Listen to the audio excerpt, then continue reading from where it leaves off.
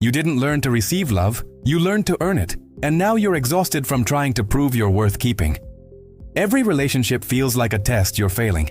Every moment of affection feels like borrowed time. Every "I love you" sounds like it comes with invisible conditions you haven't met yet.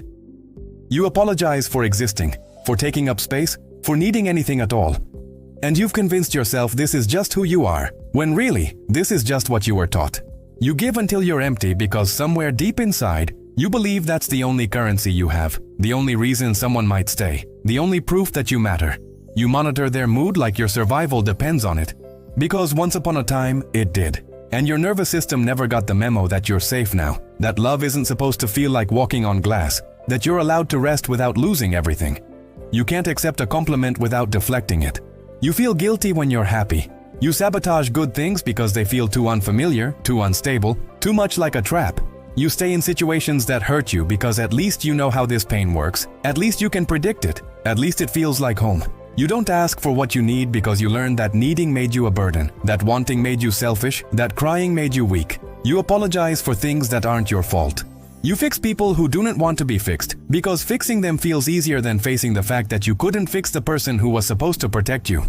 You love people who can't love you back because that's the only kind of love that feels real, the only kind that matches the blueprint carved into your chest when you were too young to understand what was happening. This didn't start with you. It started with someone who was supposed to show you that love is safe, that you matter without performing, that you deserve care without earning it. And they didn't not.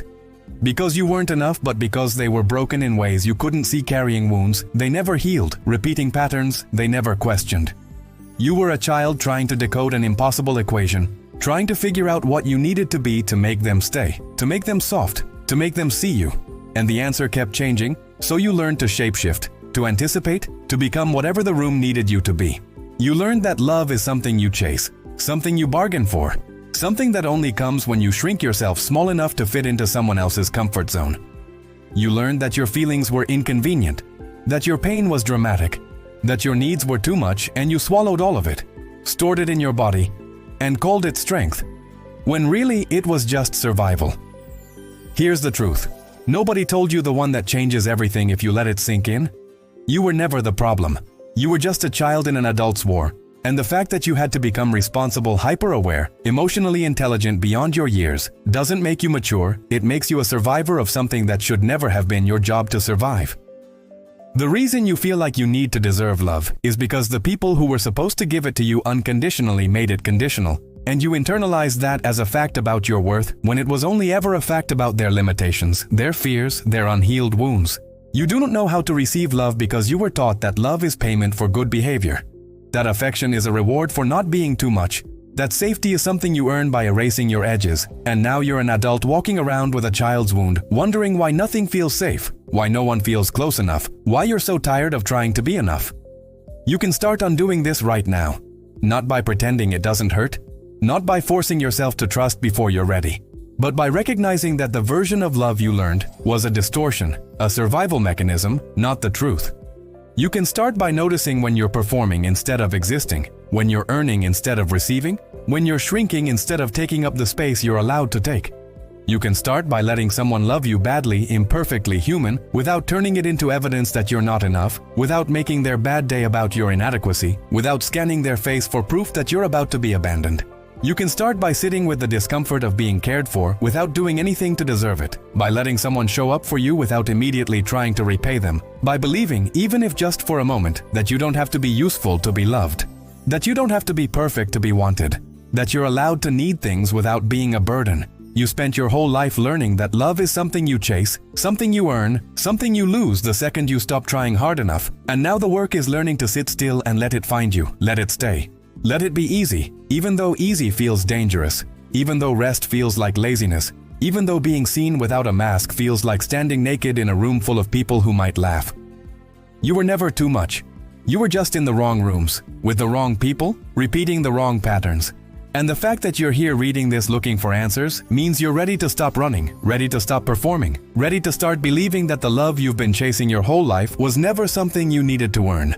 It was always something you deserved just by being alive, just by being you, just by existing in a world that tried to convince you otherwise. The hardest part isn't recognizing the pattern, it's breaking it when your entire nervous system is wired to repeat it. When every cell in your body screams that being vulnerable without armor is suicide. When letting someone close without controlling the outcome feels like standing at the edge of a cliff with your eyes closed.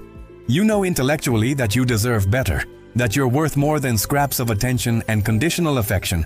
But knowing it in your head and feeling it in your bones are two completely different universes. And you're stuck in the space between them, watching yourself make the same choices, attract the same people, create the same endings, wondering why you can't just stop, why you can't just choose differently, why your body keeps pulling you back to what hurts.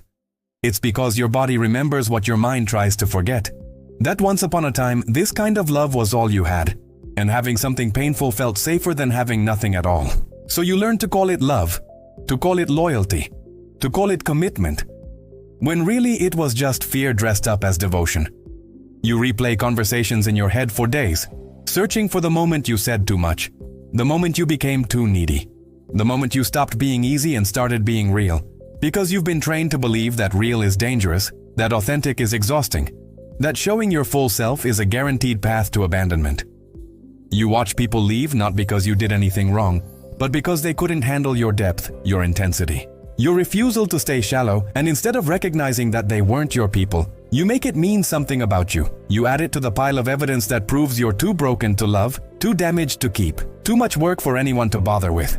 You date people who are emotionally unavailable because available feels boring, because chase feels like chemistry, because someone who's fully present doesn't trigger the wound, doesn't activate the part of you that learned to equate love with longing, affection with absence, connection with confusion.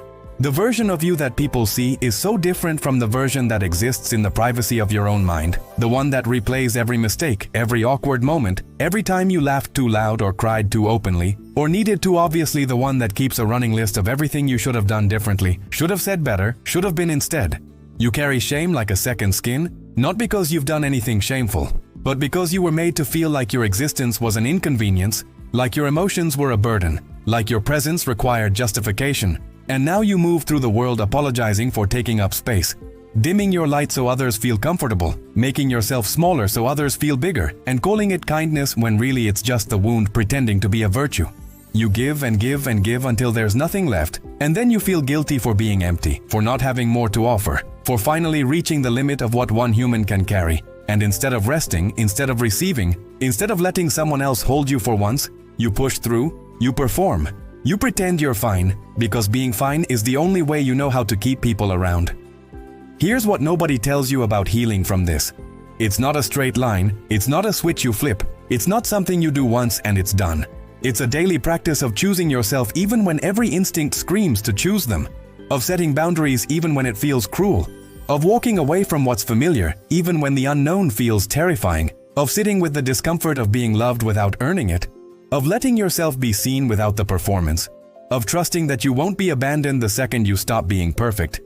It's learning that real love doesn't feel like a job, doesn't keep score, doesn't require you to shrink, doesn't punish you for having needs, doesn't make you beg for basic respect, doesn't leave you questioning whether you're worth the effort. And the reason this feels so foreign, so uncomfortable, so wrong, is because it's the opposite of everything you learned, everything you survived, everything you built your identity around. You thought you were broken because love always hurt, but you were never broken. You were just loving people who couldn't love you back, staying in places that required you to betray yourself, calling it home when it was really just a war zone where you learned to stop bleeding out loud.